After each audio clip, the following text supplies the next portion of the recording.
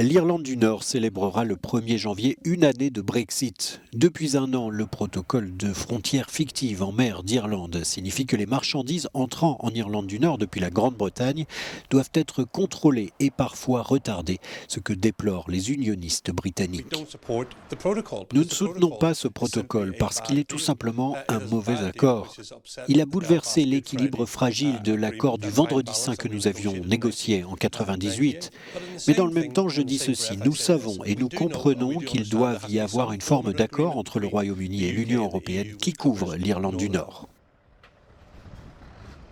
Malgré les inquiétudes des unionistes sur ce protocole d'Irlande du Nord, certains secteurs ont bénéficié de manière significative du Brexit.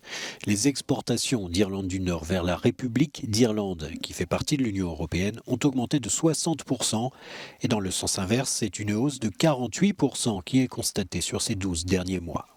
Pourtant, certains détaillants indépendants trouvent que le Brexit a plutôt compliqué les choses.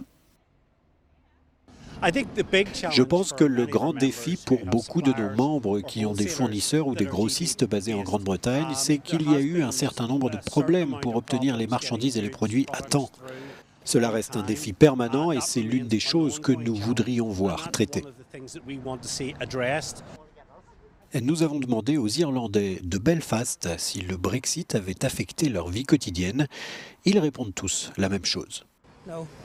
Non, tout semble continuer comme avant. Non, dans la vie quotidienne, je n'ai pas remarqué de changement, non.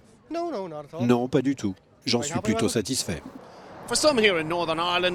Pour certains, ici, en Irlande du Nord, le Brexit a apporté de grands avantages. Pour d'autres, pas du tout. Bien que son impact sur la vie quotidienne des gens ait été minime, les discussions en cours entre Londres et Bruxelles suggèrent que le véritable impact du Brexit ne sera peut-être pas connu avant l'année prochaine. Seul le temps nous le dira. This is Ken Murray for Euronews at Belfast Harbour in Northern Ireland.